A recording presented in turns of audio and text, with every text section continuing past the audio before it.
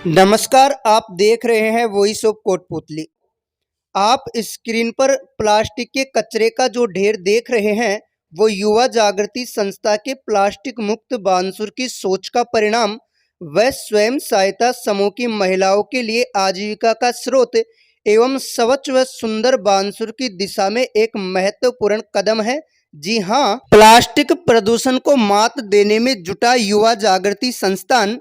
Plastic मुक्त बानसूर अभियान के तहत बानसूर उपखंड की करीब 148 ग्राम पंचायतों में जारी अभियान देश में चल रहे स्वच्छ भारत अभियान के तहत प्रधानमंत्री मोदी के संदेश से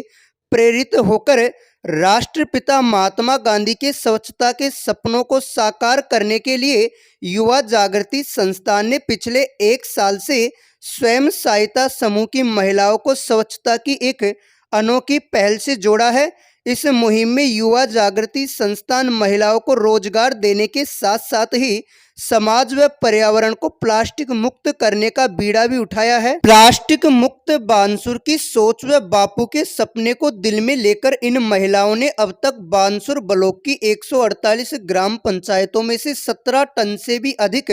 प्लास्टिक इकट्ठा कर नजदीकी प्लास्टिक प्लांट तक पहुंचाने का सराहनीय काम किया है और निरंतर इस काम को कर रही है। युवा जागृति संस्थान की इस मुहिम ने आम जन को प्लास्टिक मुक्त बानसूर की चेतना से लैस कर दिया है। यही कारण है कि स्वयं सहायता समूह की महिलाओं के साथ ही आम जन भी इस मुहिम में बढ़ चढ़कर भाग ले रहे हैं। युवा जागृति संस्था सचिव गोकुल चंद सैनी की जुबानी जाने प्लास्टिक मुक्त बानसूर अभियान का उद्देश्य। बानसूर अभियान का जो मुख्य उद्देश्य युवा जागृति संस्थान का जो क्लाइमेट चेंज हो रहा है और विशेषकर जो पॉलीथीन का उपयोग करने से आए दिन विशेषतः अलग अलग प्रकार की जो बीमारियां देखने को मिल रही हैं, उसी को ध्यान में रखते हुए युवा जागृति संस्थान ने विगत 1 वर्ष से इस अभियान को बानसूर के 148 गांवों में युवा जागृति संस्थान द्वारा नाबार्ड के सहयोग से गठित स्वयं सहायता समूह के माध्यम से और साथ में किसान जो क्लब है उनका और साथ में जो कृषक उत्पादक संघ एफपीओ की जो महिलाएं हैं उनके साथ मिलकर हम इस अभियान को पूरे बानसूर में पिछले 1 साल से चला रहे हैं। अब तक हमने लगभग 17 टन प्लास्टिक को अलग अलग इन 148 गांवों से कलेक्ट किया है और साथ में हमारा इस अभियान का मुख्य जो उद्देश्य है लोगों को ये संदेश देना है कि वो प्लास्टिक का उपयोग कम करें, क्योंकि प्लास्टिक का जो उपयोग करके जो हम पॉलीथीन्स वगैरह को